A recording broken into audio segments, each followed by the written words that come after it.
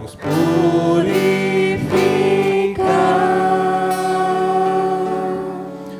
Amém. De pé mesmo, vamos à leitura de Gênesis capítulo 35. Graça e paz aos irmãos. Nós vamos ao verso 16, encerrando o capítulo 35 de Gênesis.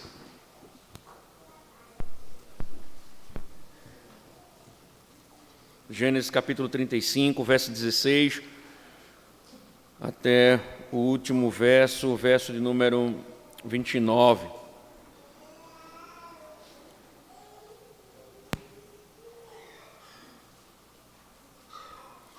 Diz o seguinte a palavra do Senhor: partiram de Betel e, havendo ainda pequena distância para chegar a Efrata, Raquel deu à luz um filho num parto que foi muito difícil. Em meio às dores, a parteira disse a Raquel: não tenha medo, pois você ainda terá este filho. Ao sair-lhe a alma, porque morreu, deu ao filho o nome de Benoni, mas seu pai lhe chamou Benjamim. Assim, Raquel morreu e foi sepultada no caminho de Efrata, que é Belém. Jacó levantou uma coluna sobre a sepultura de Raquel. Essa é a coluna da sepultura de Raquel até o dia de hoje. Então Israel partiu e armou a sua tenda além da torre de Éder. E aconteceu que, habitando Israel naquela terra, Ruben foi e se deitou com Bila, concubina de seu pai. E Israel ficou sabendo disso. Eram 12 os filhos de Israel: Ruben, o primogênito de Jacó, Simeão, Levi, Judá, Isacar e Zebulon, filhos de Lia, José e Benjamim, filhos de Raquel, Dan e Naphtali, filhos de Bila, serva de Raquel, e Gade e Aser, filhos de Zilpa, serva de Lia.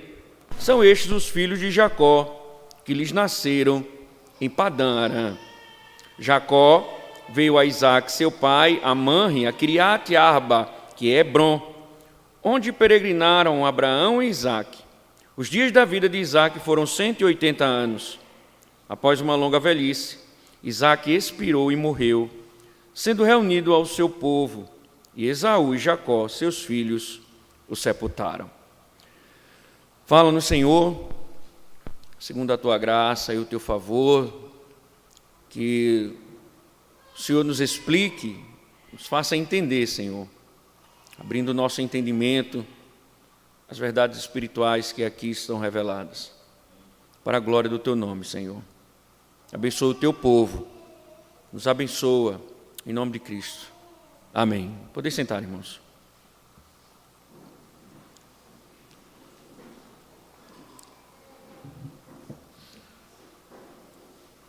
Certa emissora de rádio da cidade de São Paulo, ele tem o seguinte slogan: em 20 minutos tudo pode mudar. Certa rádio da cidade de São Paulo tem o seguinte slogan: em 20 minutos tudo pode mudar. Não podemos negar que nessa frase existe muita verdade. Quantos eventos desse mundo já tiveram as suas trajetórias mudadas radicalmente em questão de instantes? Quem gosta de um bom futebol, por exemplo, sabe muito bem que grandes jogos se decidem nos últimos instantes. Empregos também se perdem ou se conquistam em poucos minutos. Empresas falem por causa de uma atitude errada que foi tomada em poucos minutos. Ou seja, a gente sabe muito bem, a história assim revela, que um erro pode mudar muita coisa em poucos minutos. Nossas vidas também sofrem mudanças de trajetórias rapidamente.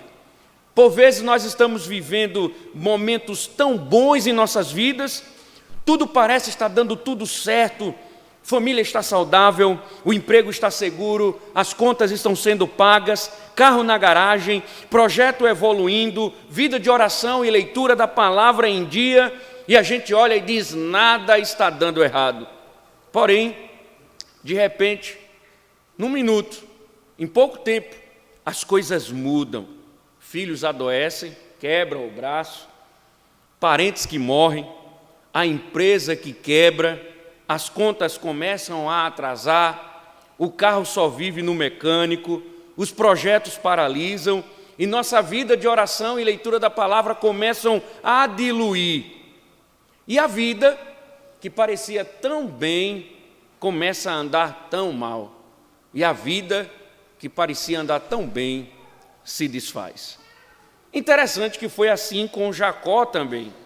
Nós vimos um novo Jacó, o Israel de Deus nascer, um homem que sofreu duros golpes e seus pecados, seguiu agora em direção a Betel para ser restaurado.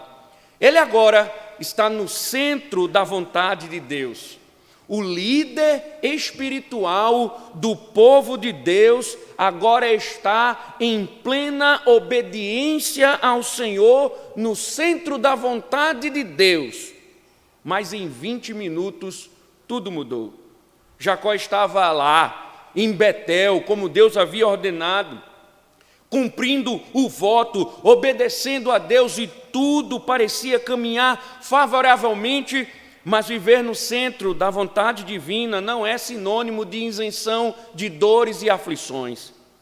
Ele aprendeu isso já quando chegou a Betel, pois depois de cultuar ao Senhor, teve que enterrar a ama de sua mãe falecida. Mas nós vimos que Deus voltou a confortá-lo e anunciar mais uma vez e reafirmar as promessas eternas. Agora sim, de fato, parece que as coisas vão caminhar novamente e darão certo. Mas não deu. Jacó, ele vai sair de Betel para visitar Isaque, seu pai, que está próximo a morrer. E creio que essa é uma das viagens mais dolorosas de alguém. Geralmente, quando a gente se programa para fazer uma viagem, nós planejamos descansar, nos alegrar, nos divertir. Mas ele estava saindo de Betel para ir a Hebrom visitar o seu pai que estava a falecer. Agora imagine o que você diria se no meio do caminho a sua amada esposa, a tão querida, falecesse. Pois bem, no caminho de enterrar seu pai, no caminho da morte, ele enterra Raquel, enterra sua mulher após dar à luz. Imagina o coração daquele homem. 2 lápides marcaram sua vida desde que ele chegou ao centro da vontade de Deus. A ama, e quando ele sai, sua esposa. E se não bastasse essa dor tão intensa, Rúben, seu filho primogênito, aquele que poderia ser o herdeiro da promessa, vai se deitar com Bila, concubina, seu pai. Mais uma tragédia contra o patriarca. Até que ele finalmente chega a Isaque. E mais uma lápide, pois Isaque, o seu tão amado pai, patriarca, falece. Estar no centro da vontade de Deus não significa isenção de dores e tristezas.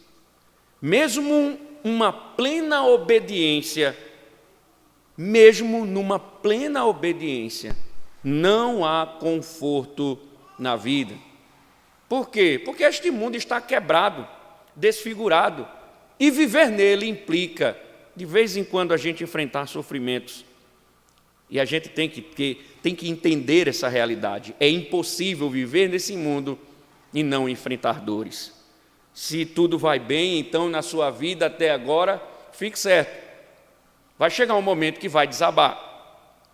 Tudo pode mudar de uma hora para outra. Então, o que o Senhor tem a dizer nesse enredo em que Jacó estava no centro da vontade de Deus e agora viu tudo descaminhar? É o que veremos no dia de hoje.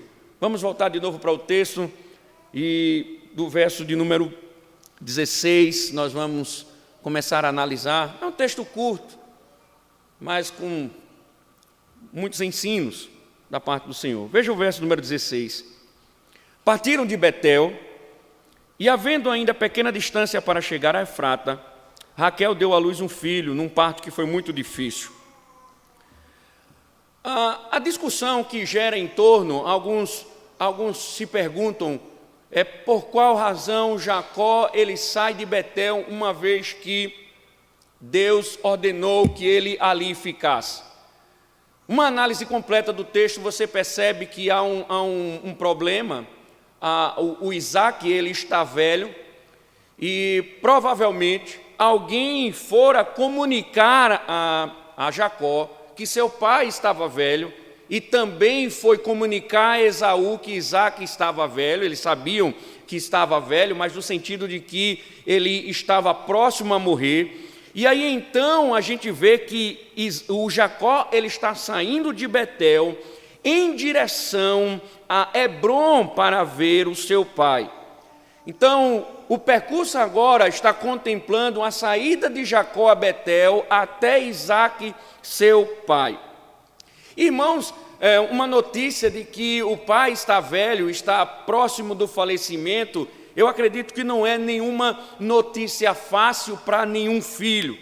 Então, pensemos, irmãos, que essa saída de Betel para Hebrom, Jacó saindo de Betel para Hebrom, não seria uma viagem fácil, tendo em vista que ele ia se deparar mais uma vez com a morte, principalmente a morte do seu pai.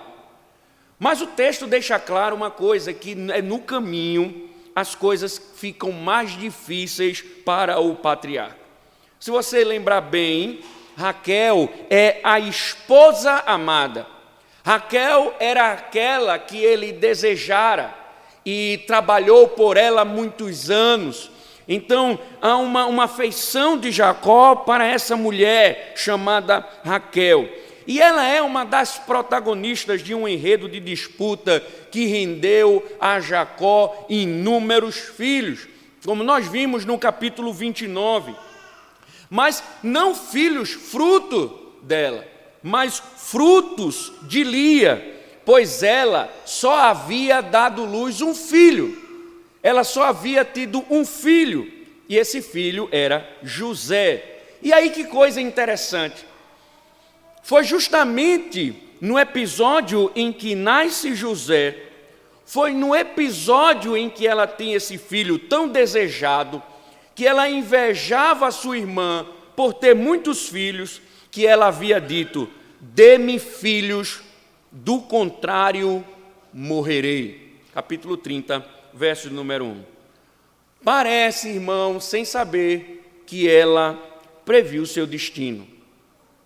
Hebrom ficava a 46 quilômetros de Betel, aproximadamente, e entre as duas cidades ficava a cidade de Efrata. E é justamente nessa cidade que mais uma lápide se ergue. Raquel estava grávida, o texto, o Moisés não registra em outro momento, mas ela engravidou durante ou num período, e agora ela está perto de dar à luz. E Moisés está registrando que é quando chega em Efrata que ela entra em trabalho de parto.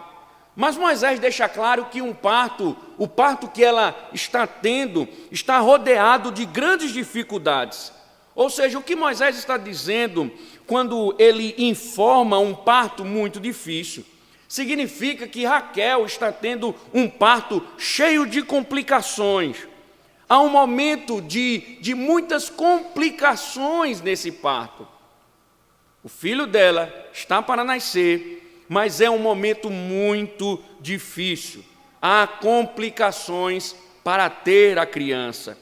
Ou seja, o que Moisés está querendo chamar a atenção é que há um momento de aflição, um momento de grande apreensão para Jacó. Então, durante o parto, que está cheio de dificuldades, a parteira que está ali orientando Raquel se dirige a ela e diz o seguinte, veja o verso 17. Em meio às dores, a parteira disse a Raquel: não tenha medo, pois você ainda terá este filho. As parteiras no Antigo Oriente elas eram muito mais do que um auxílio para as mulheres no momento do parto. As parteiras também eram mulheres conselheiras. As parteiras, elas eram encarregadas muitas vezes de orientar as mulheres com relação à sexualidade e tantos outros assuntos. E nesse caso, a parteira não foge de sua responsabilidade.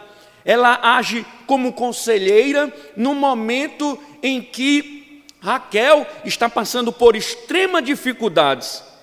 E Raquel é confortada por ela, para que não tenha medo.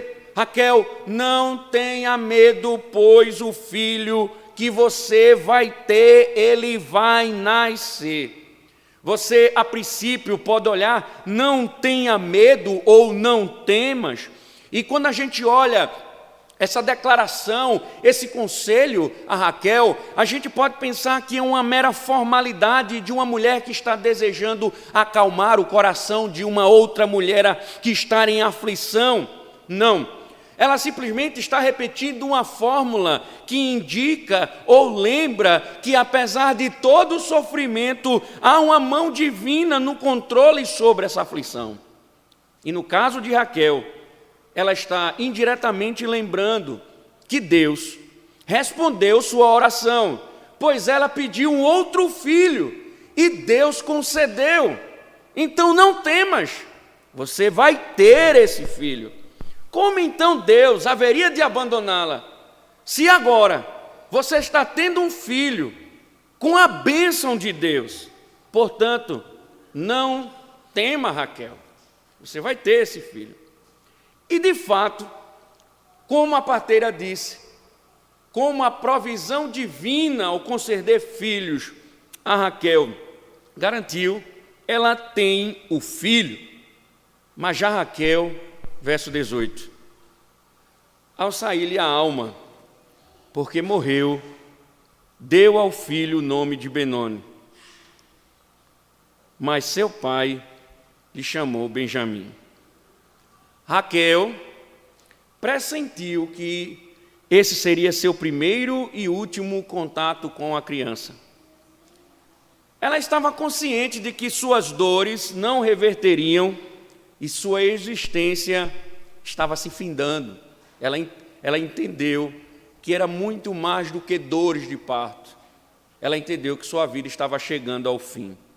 Ela sabia que as dores estavam intensas porque sua existência estava se findando. Imagine, irmãos, um momento de tristeza profunda de uma mãe que vai ter o filho e está ciente de que vai morrer depois de tê-lo. E ela desejou tanto filhos, e sua vida termina justamente dando à luz. Diz Moisés que ela morreu. Ao sair-lhe a alma, ou seja, ao morrer, diz Moisés que ela, antes disso, nomeou seu filho de Benoni, que significa no hebraico, filho da minha tristeza. Era um momento de tão profunda angústia que ela chamou o seu filho de Benoni, que significa o filho da minha tristeza. Que poderíamos dizer, é um filho que seria marcado pela tristeza funeral de sua mãe. Mas Moisés registra que seu pai lhe chamou Benjamim. O que Moisés está dizendo é que, como um líder espiritual, Jacó reparou o erro. Ele logo em seguida repara o erro e troca o nome, porque os nomes, eles trazem história, eles trazem conotações históricas, eles têm significado histórico.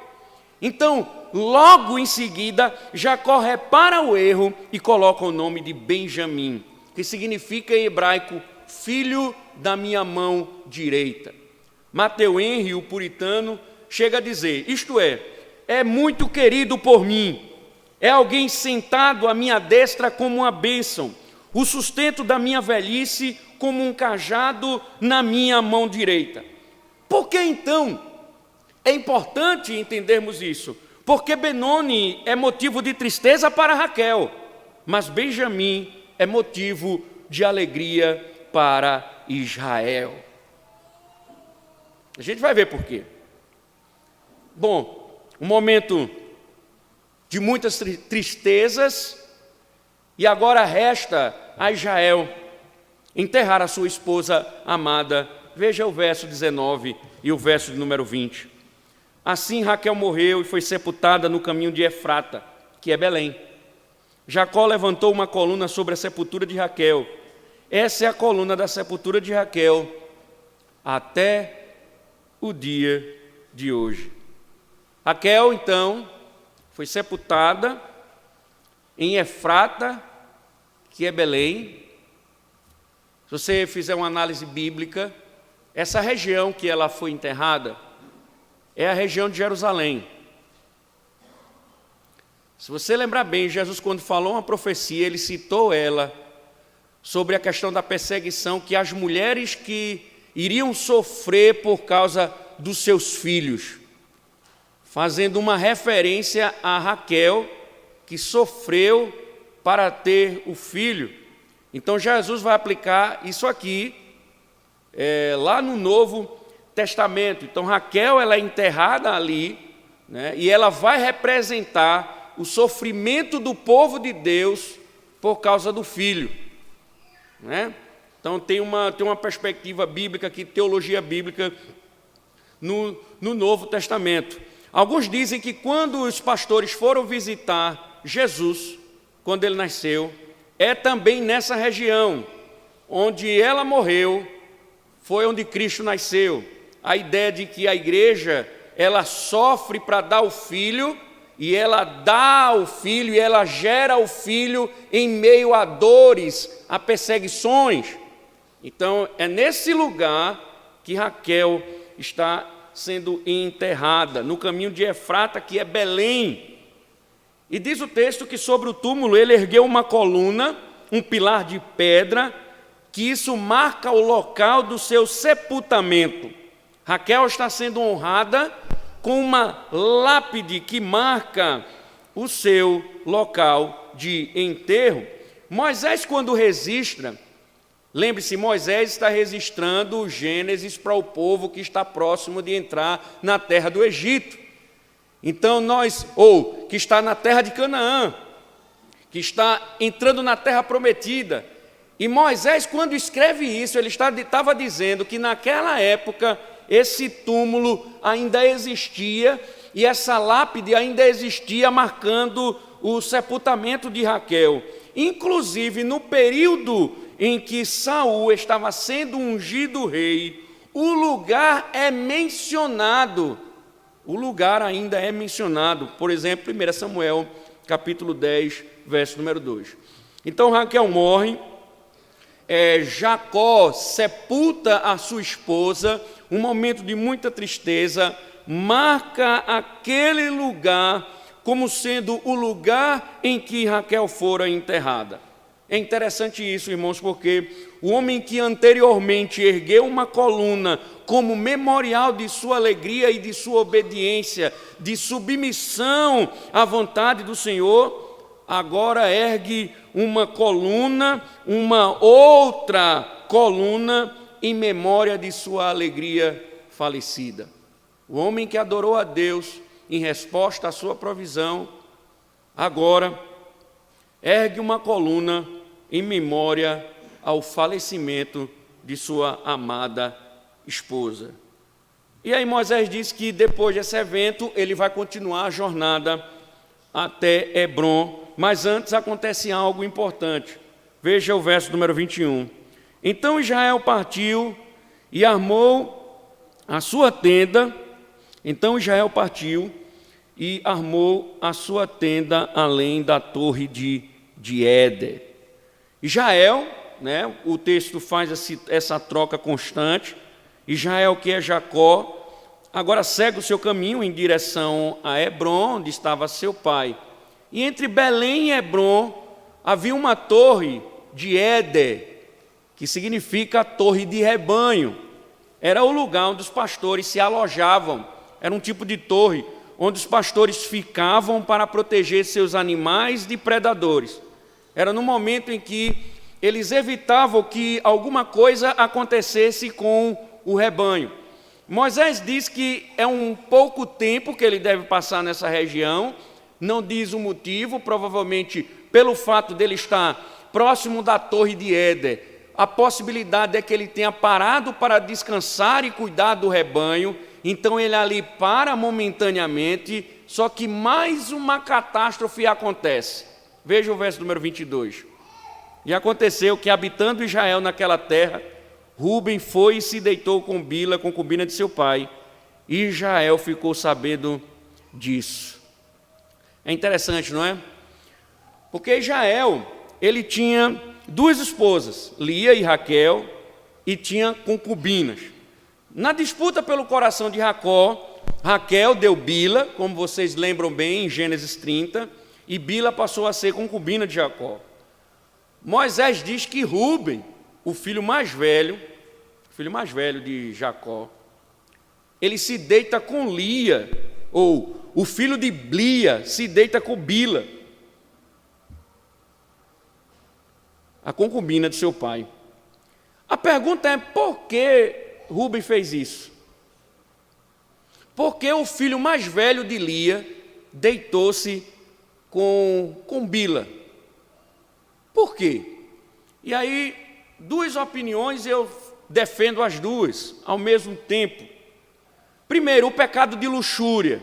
Ele era um jovem, né? Jovens tenham cuidado com as suas luxúrias.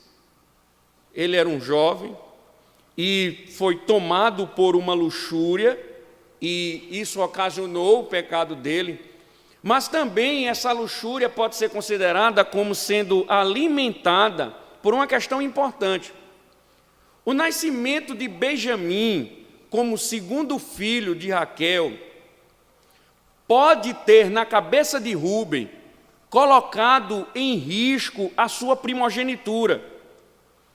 Então, uma vez que Raquel morreu, ele intentou um relacionamento com a concubina, que era a serva de Raquel, na tentativa de ter um filho com Bila, que era serva de Raquel, e que esse filho lhe daria a garantia dessa primogenitura. Então, ele estava tentando maliciosamente passar a perna no pai. Ele estava tentando, através desse relacionamento, tentar garantir o direito de primogenitura, porque José, né, era o primogênito de Raquel, e Benjamim era o segundo filho, e ele é o primogênito de Lia. Só que Jacó amava mais a Raquel do que a Lia. Então ele entendeu, bom, ou ele vai passar para José, ou ele vai passar para Benjamim. Então eu vou ter um filho com a concubina, eu tenho um filho com ela, e ele passa a ser o primogênito, e aí também eu posso ter uma garantia com isso. Só que trouxe consequências duras, muito duras, para o filho de Jacó. E o sentido, ou seja, o que ele conseguiu foi o contrário. Observe que o texto ele vai dizer que Israel sabe, Israel descobre, ou seja, o ato dele foi em segredo, então não foi algo público. Ele possuiu a concubina de seu pai de forma escondida, ninguém soube, mas de alguma forma o texto diz que Israel sabe, Israel descobriu. Só que é interessante pensar que anteriormente, quando ele sabe dos pecados de Simeão e Levi, diz o texto que ele calou-se. E aí a gente pode pensar de novo que Israel aqui, ele mais uma vez, ele foi omisso com mais um pecado dos seus filhos. Não, não foi. Por quê? Porque o Jacó, ele antes de morrer, ele vai chamar todos os seus filhos e ele vai abençoá-los. Só que nessa bênção, ele vai revelar o que Rúben fez. Então ele vai deixar para o momento de abençoar o filho, revelar, ele vai deixar para esse momento a revelação de que seu filho subiu o leito dele. Vá para aí em Gênesis 49 e veja o que eu estou dizendo.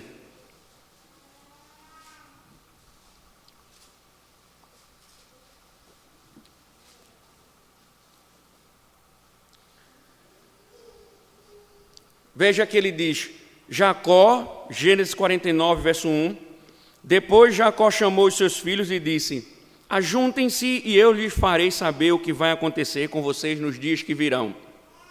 Reúnam-se e ouçam, filhos de Jacó, ouçam o que diz Israel, o pai de vocês.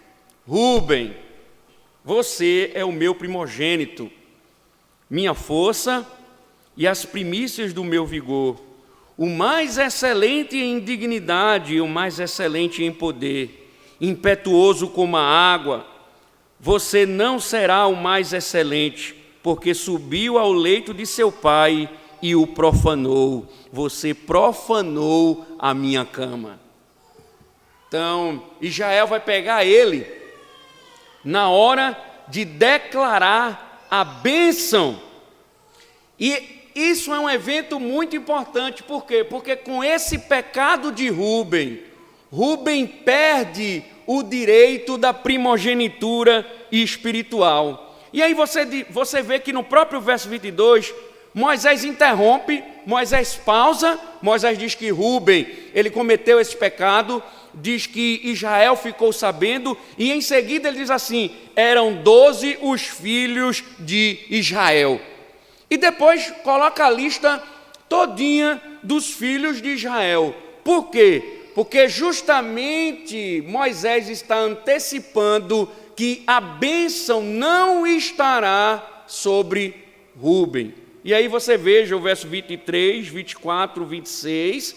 A gente não precisa ler esses versos, mas observe que Moisés ele vai deixar isso implícito, porque ele coloca no verso 23, Rúben, o primogênito de Jacó, acabou de dançar, subiu no leito do pai e acabou perdendo a bênção. Simeão e Levi,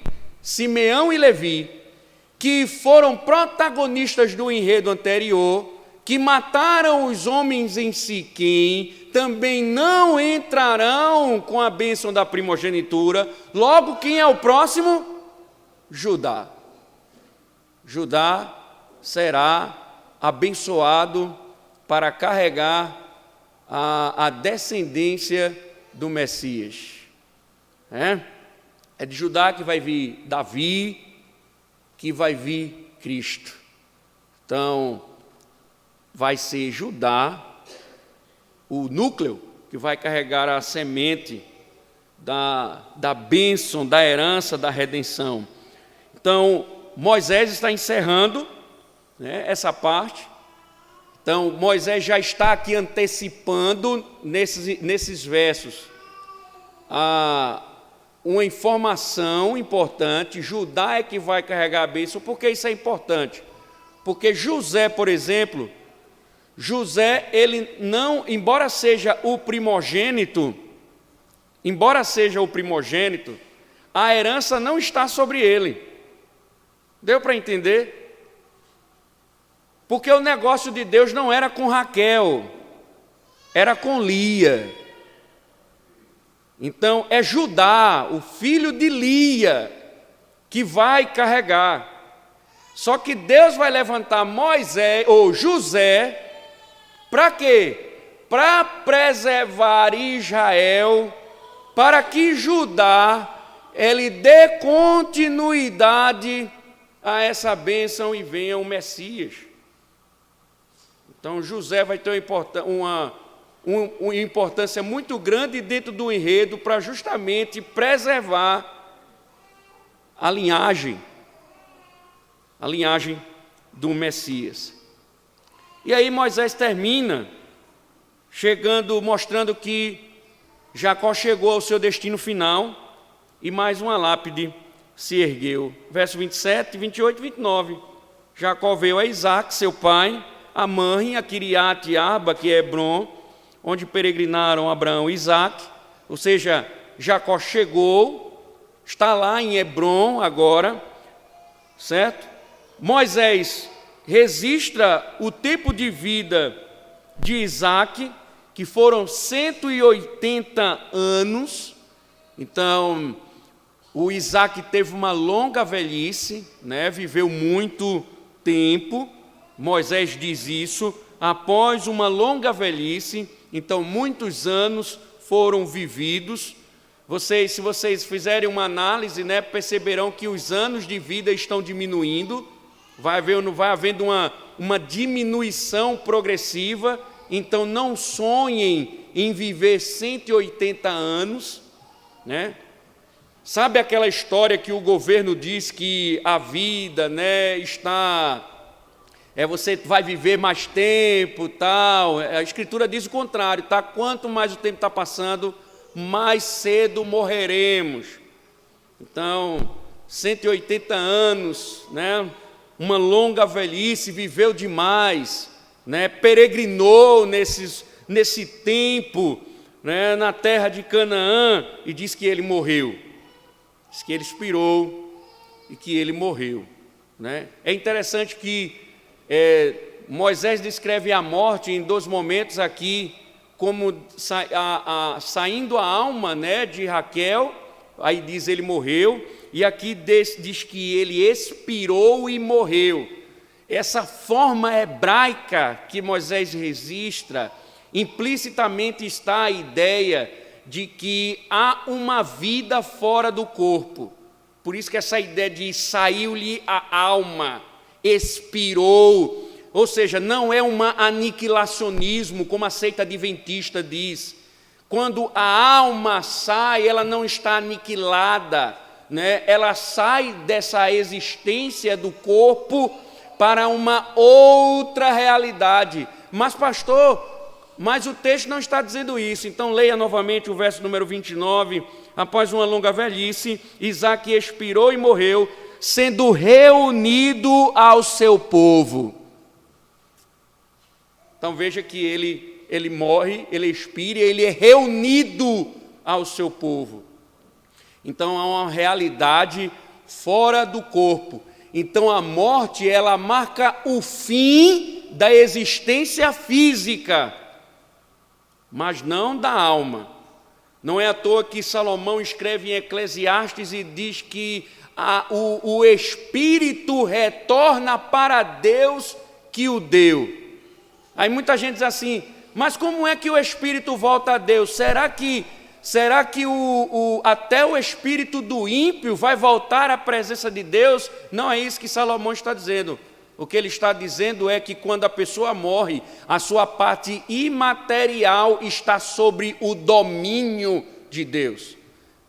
Deus está agora, ou aquela vida está sob o domínio de Deus, sobre o governo de Deus. Então, depois que morre, o corpo é sepultado, mas há uma vida além dela. Jesus registra isso em Lucas, quando ele trata da história do pobre e do rico, que o pobre que morreu em Cristo, ele está no seio de Abraão, com vida, gozando da realidade de estar no seio de Abraão, mas ele também conta a história do rico, que está no inferno, sofrendo dores, padecendo por causa de uma vida de pecado. Ou seja, a morte não é o fim. E diz que ele morreu e foi reunido ao seu povo. Aí Esaú está lá. E Esaú e Jacó, seus filhos, o sepultaram. Com isso, fechou-se o enredo de Jacó. O próximo capítulo é uma toledotes que nós falamos, ou seja, é mais são 2 toledotes aqui, em Gênesis 36. É uma toledote que que encerra tanto a história de Jacó, como também vai encerrar o enredo de Esaú.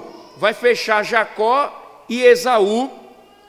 E o capítulo 37 vai agora tratar sobre as gerações de Jacó.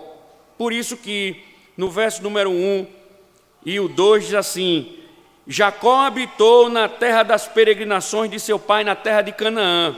Essa é a história de Jacó, quando José tinha 17 anos, ou seja, agora vai ser a história da descendência do patriarca. E aí o enredo vocês já sabem, vamos estudar com mais detalhes. José, ele indo para o Egito, se tornando governador e resgatando o povo para que o povo não perecesse, né? Estamos caminhando para o final de Gênesis, né? E mais um aprendizado no dia de hoje, um texto curto. Então vamos lá, o que é que a gente pode aprender? Bom, como nós falamos introdutoriamente, irmãos, Jacó vivia um novo momento, ele voltou-se para Deus, nós vimos que ele estava no centro da vontade de Deus novamente. No entanto, isso não significou isenção de dores e aflições. Isso é muito importante, irmãos, porque a plena obediência, ela não garante conforto e vida fácil. Ele sepultou a ama fiel de sua mãe, Débora, ao sair de Betel, enterrou a esposa, Raquel, em seguida, seu filho primogênito adultera o leito, por fim ele enterrou o pai. E pense, irmãos, que isso nos dá lições maravilhosas.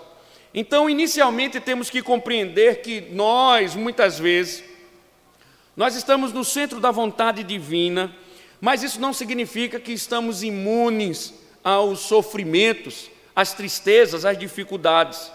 Então, entenda uma coisa, se você tem permanecido debaixo da vontade divina, não se espante quando o seu mundo desabar. Porque, como nós falamos, o mundo ele está quebrado e, por isso, nós não podemos negar que ele é cheio de dores e sofrimentos. Nós nos deparamos com notícias tristes, doenças indesejadas, situações não esperadas, as circunstâncias, elas batem à nossa porta, circunstâncias difíceis, elas batem à nossa porta sem pedir licença e muitas vezes nós vemos o nosso mundo desabar. Agora entenda uma coisa, sei que não é fácil, mas nós a igreja não deveríamos ficar espantados, muito menos desesperados, porque a Escritura trata a realidade, a Escritura ela revela a realidade deste mundo como uma realidade cheia de sofrimento. Não temos como fugir, uma promessa de que nós vamos viver nesse mundo e não vamos ter sofrimentos, na realidade é uma mentira de um falso evangelho que tem sido pregado por aí. Lógico, não significa que viveremos 24 horas sofrendo, mas nós não podemos nos espantar que dentro dessas 24 horas, em algum momento, nossas vidas sejam abraçadas por circunstâncias difíceis. Nós não podemos negar isso. No entanto, o que fica claro desde o início das exposições de Gênesis até agora, e continuará no decorrer do livro de Gênesis, que nada nesse mundo, nada neste mundo, inclusive o sofrimento, nada, nem o sofrimento, estão fora do conselho divino. Sofrimento não é uma força autônoma, desgovernada, soberana, que age por conta própria. O sofrimento não é um Deus que age como se fora Senhor. Na verdade, o que fica claro aqui, assim como todas as coisas, o sofrimento também é governado pelo divino. O sofrimento também está nas mãos do Senhor. Há um governo de Deus no meio do sofrimento. E por isso, a Escritura ela sempre nos mostra que por mais que sejam as dores, por mais que as tristezas elas cheguem, nos assustem, nos deixem em depressão, ansiosos, melancólicos, a Escritura ela deixa evidente que pelo fato do sofrimento cumprir cumprir ou estar debaixo do governo divino significa que o sofrimento também cumpre uma função maravilhosa em nossas vidas. O sofrimento que Deus governa, o sofrimento que está nas mãos de Deus, a Escritura deixa claro que esse sofrimento, uma vez que o Senhor governa, Ele cumpre um propósito do divino. Mesmo que nossos olhos estejam derramando lágrimas profundas, há um conselho divino, há um objetivo divino em meio ao sofrimento. Paulo entendeu isso. Ou você não acredita no que ele disse? Todas as coisas cooperam para o bem daqueles que amam a Deus. Como não poderíamos pensar que o sofrimento está abraçado também nas todas as coisas? Entendam, cooperar significa que de alguma forma há um propósito, há uma contribuição. Então o sofrimento também coopera, contribui para o nosso bem. Isto é, se você acredita ou não, o sofrimento contribui para algo, cumpre um propósito. Muitas vezes nós não sabemos, nós não saberemos, mas o conforto está nisso, que mesmo não sabendo, cumpre um propósito. Não há caos e desordem em meio ao sofrimento. Óbvio, porque a Escritura nos diz isso? Porque ela nos revela esse ambiente de sofrimento que acomete o cristão, e as palavras do Evangelho deixam claro que contribuem para o nosso bem. Com que objetivo? Para que a gente venha a lidar com o sofrimento de uma forma diferente. Que a gente olhe para o sofrimento não como um mal de Deus em nossa direção, mas um bem de Deus que está usando o sofrimento para cumprir propósitos em nossas vidas. E esse propósito é o bem. Ou seja, quando entendemos o governo de Deus em meio ao sofrimento, iremos lidar com o sofrimento de forma diferente, porque cumpre um propósito, é para o nosso bem. Agora, se você tem dúvida ainda disso, deixa eu te dizer algumas coisas importantes. Veja que interessante, Jacó, ele voltou para Betel e em seguida enterrou 3 pessoas.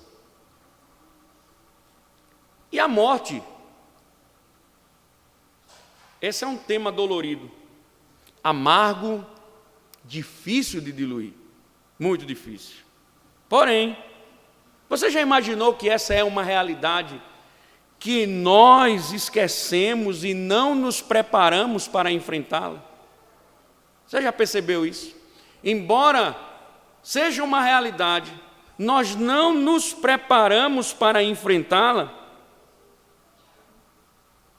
Então nós não deveríamos, a princípio, ficar espantados, porque a morte também faz parte desse mundo quebrado. Porque o pecado destruiu a raça humana, e a morte é uma maldição divina sobre a humanidade. Já observou que ela não tem preconceitos? Não importam idade, cor, poder aquisitivo, se é de partido político A ou partido político B, todos sem discriminação verão a morte. Até Cazuza chegou a dizer: eu vi a cara da morte, e ela estava viva. Homens famosos também encaram a morte. O salmista disse: que homem pode viver e não ver a morte, ou livrar-se do poder da sepultura? Salmo 89, verso 48. Logo, quem aqui então se prepara para a morte? Quem aqui tem se preparado para a morte? Acredito que ninguém. talvez o caso seja bem pior. Você tem se preparado para tudo, menos para a morte.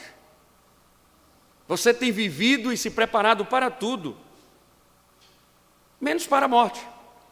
Suas preocupações com a superficialidade da vida faz você esquecer que, mais cedo ou mais tarde, você vai ver a cara da morte. Como será então quando a sua morte chegar? Como será então quando sua morte chegar? Você para pensar nisso? Você já parou para pensar que você pode morrer hoje? Ser eleito e morrer ainda hoje de tanta emoção? Pode acontecer. A vida é assim. Não se espante, não. Ela dá as caras e não tem dia e hora nem situação. Você tem se preparado para ela? Como será então quando ela chegar? Mas entenda, irmãos, um ambiente cheio de mortes. Foi o ambiente de Jacó, que estava andando no caminho de Deus. Então observe bem, por mais que nos provoque dores intensas, medos, mas vocês já imaginaram aquilo que é sublime na morte? O profeta Isaías chegou a dizer: aqueles que andam retamente entrarão na paz, acharão descanso na morte.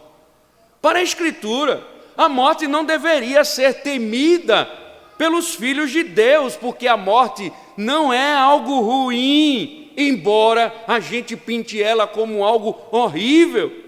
Na verdade, Isaías diz, é um descanso, é o findar de uma vida, é o fim de uma jornada. Mas por que a palavra descanso? Porque é o começo de uma eternidade com Deus. Paulo disse, porque para mim o viver é Cristo e o morrer é ganho. Filipenses 1:21. Ou seja, é morrendo, a gente fica triste, angustiado, mas a Escritura diz que é a gente morrendo que a gente descansa e ganha.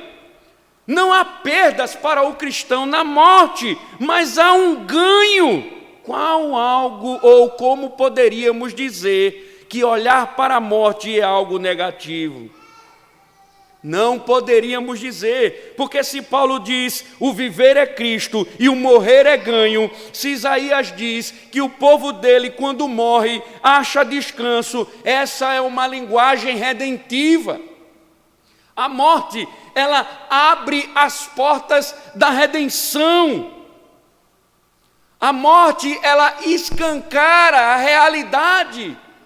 Imagine, você agora vai gozar, você agora vai desfrutar de suas crenças para todo sempre. Como pode ser algo negativo? Por isso que Jacó disse, não vai ser Benoni, vai ser Benjamim. Porque Benjamim estava completando as 12 tribos de Israel. Eram os filhos que iriam ser conduzidos e a história do povo de Deus estava ali. Então não poderia ser um menino, aquilo que provoca dor e tristeza, mas é Benjamim, porque é vida.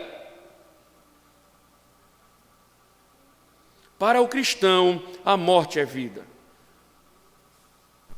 Se me fala a memória, o Lewis, na Prática da Piedade, já falei, não leiam esse livro, mas quem tiver coragem e quiser encarar, eu voltei a encará-lo novamente. Duas situações. O bispo Hooper, estava lendo com minha esposa lá em casa, e só em ler dá vontade de chorar.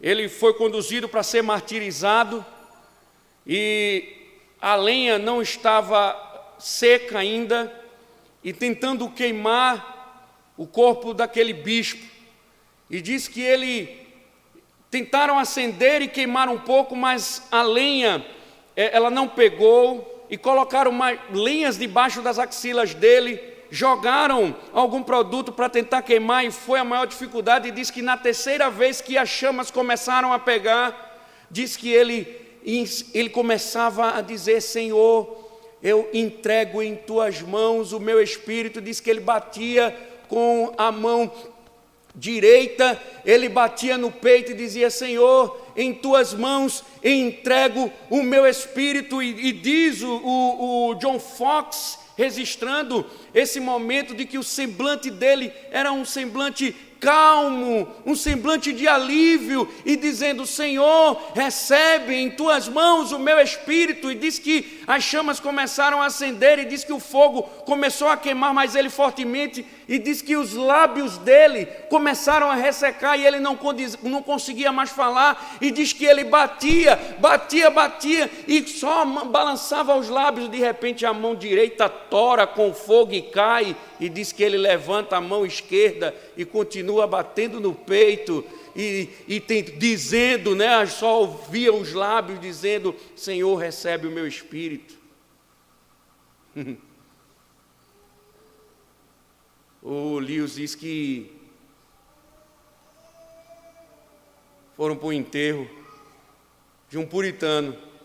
Aí disseram: puritano fulano pode orar? Aí sim, posso. E a oração dele durou 2 horas. E diz que quando terminou a oração, diz que o povo que estava chorando saiu tudo alegre, tudo feliz para sepultar o homem. E aí por que, pastor, isso? Porque a oração dele foi uma pregação sobre o que é a morte para o cristão. E aquele momento que era de tristeza transformou-se em alegria, porque o corpo do indivíduo que estava ali naquele túmulo, ou descendo ao túmulo, era o corpo dele, mas a alma dele estava gozando da eternidade para todo sempre. Por isso que Paulo diz: é lucro. Isaías diz: é descanso, é estar com Cristo. Por isso que no mesmo capítulo de Romanos, Paulo diz: porque estou certo de que nem a morte poderá nos separar do amor de Deus. Claro que não, porque a morte, ela simplesmente abre os portões celestiais para o povo do Senhor. Ou seja, há propósito até na morte. Que coisa, não? Que coisa. Mas e no pecado? Em muitos aspectos, o papel fundamental de Jacó no plano de Deus estava no fim. Com a morte de Isaac, chega ao fim a história do período patriarcal e vemos o início da história de Israel. A aparição de Deus a Jacó em Betel marca o fim também, automaticamente, da revelação aos patriarcas. Deus agora só vai aparecer novamente a Moisés na sarça ardente. Isso não quer dizer que Deus não vai mais se revelar em alguns momentos, ou seja, falar, mas Ele vai mostrar e conduzir a história de outras formas sublimes, para mostrar que o povo de Deus, ele tem que viver debaixo das promessas. É interessante isso, irmãos, porque nós temos um povo de Deus hoje que ele vive atraído, né, pelo mercado da profecia. Ele vive atraído pela mensagem divina que inspira homens em nossos dias para dizer assim: eu te digo, ou Deus manda te dizer. Tinha um pastor na Assembleia de Deus, onde eu fazia parte, que ele, apesar de ser pentecostal, ele não gostava muito desse negócio. E conta o filho dele, hoje o atual presidente, que tinha alguns irmãos que passavam por ele e dizia assim: pastor, Deus manda te dizer. Ele diz: pare, diga a Deus que eu não estou desviado não, que ele vinha falar comigo. Que ele não fique mandando recado não, que ele vinha falar comigo. Por que eu estou dizendo isso? Porque vai se silenciando um pouco essa revelação divina para que o povo comece a viver debaixo das promessas. Agora, pastor, eu estou confiando na promessa de Deus. Que promessa? Essa é uma questão importante. A promessa de ter um carro, de ter prosperidade, não, o Evangelho não promete isso. As promessas de Deus, viver debaixo das promessas de Deus é que Ele vai conduzir o seu povo até a terra prometida. Eu não preciso mais que Deus apareça aqui, como apareceu na sarça ardente.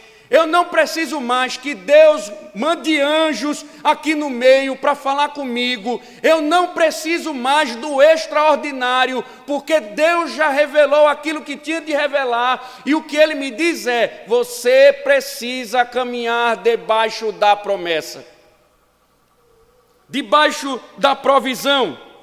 Então a pergunta: que tipo de futuro podemos esperar agora dos filhos de Israel, uma vez que eles deveriam viver debaixo da promessa?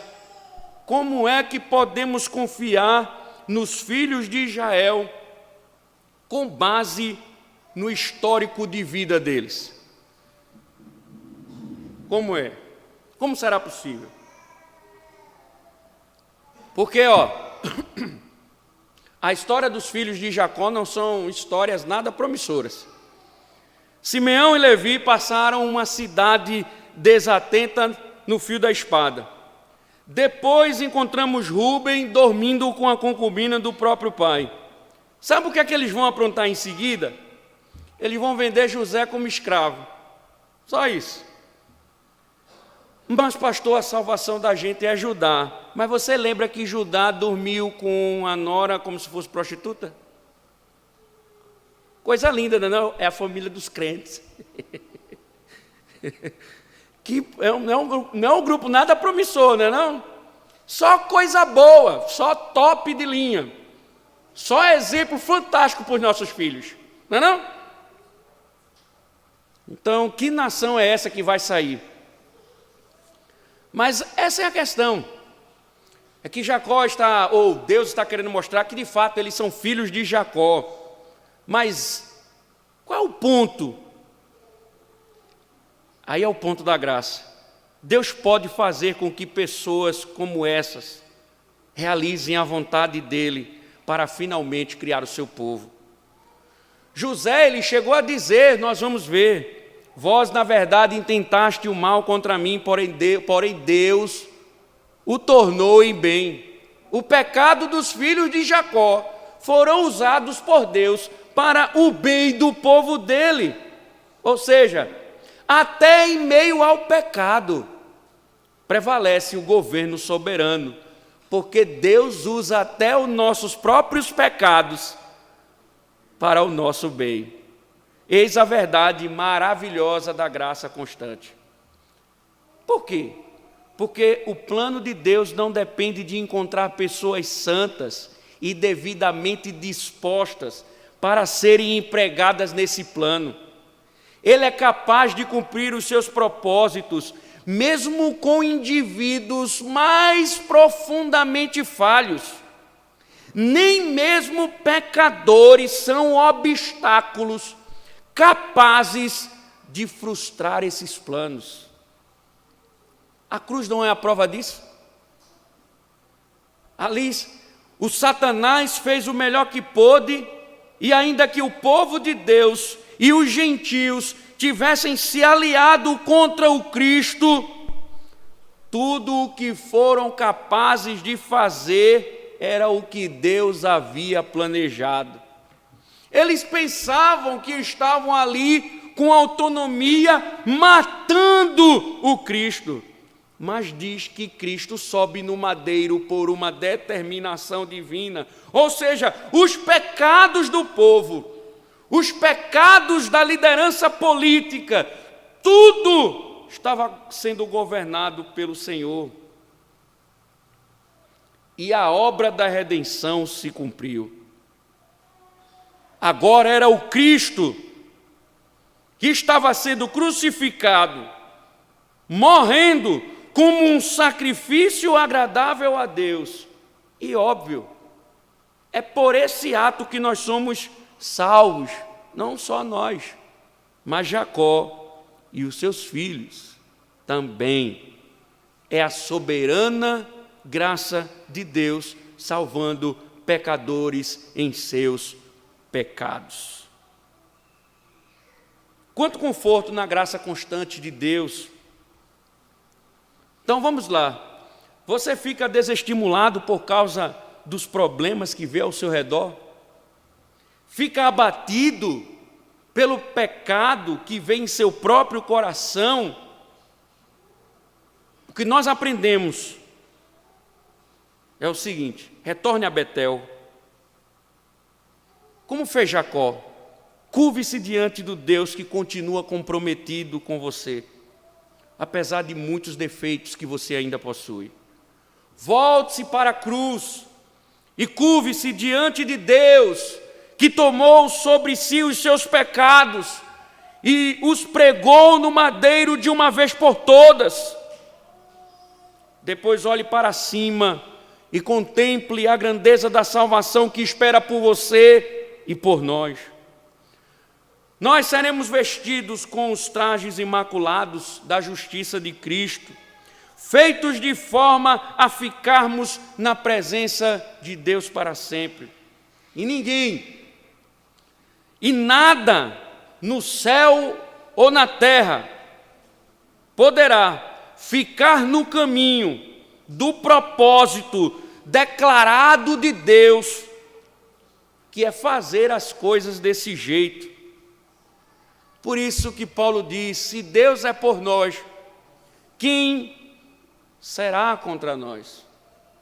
Como é impressionante saber, pela história de Jacó, pela história de pecados, de rebeldia, mas como é impressionante saber que tudo está nas mãos do Deus Todo-Poderoso.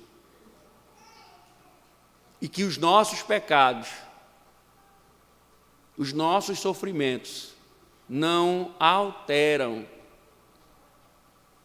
a promessa divina. E que é, por meio de nós, com todos os nossos pecados e fracassos, que Ele vai cumprir todos os seus propósitos perfeitos para a nossa salvação e para a glória dEle. Tudo cooperou para o bem de Jacó, inclusive os seus pecados. Eu concluo. Não temos a certeza se tudo estará bem amanhã. Não tenho certeza se você vai amanhecer vivo amanhã. Eu até estava dizendo lá em casa, eu estou até com medo, porque domingo passado foi morte, terça-feira na doutrina foi sobre a brevidade da vida, e hoje de noite foi morte. Aí um amigo meu pregou esse texto recentemente, morreu, teve um infarto dirigindo o carro, morreu. Né? Eu vou para casa a pé, mas o bom é que não tem árvore no caminho. Mas se eu não morri com o Neide fazendo crítica da velocidade, não vai ter uma parada por causa disso, não. Então, veja, irmãos, o que é que vai acontecer? Nós não sabemos. Nós não sabemos. Está tudo bem na sua vida? Pois fica aguardando. Um momento ou outro, as coisas vão mudar. Elas vão entrar, as turbulências, elas entrarão e não vão pedir licença. Vão chegar. Porém, a graça e o governo de Deus continuarão lá, conduzindo tudo para a glória dEle. Inclusive a nossa Assembleia, o governo dEle está sobre ela, e a vontade dEle irá prevalecer. Seja vocês escolhendo errado ou não, vai cooperar para o bem de vocês. Que Deus nos ajude. Amém. Obrigado, Senhor, pelo Teu favor sobre nós, pelas Tuas palavras. Que o Senhor, Deus, brote as sementes que agora foram lançadas pelas verdades que aqui foram pregadas, em nome do Teu Filho, Senhor. Amém.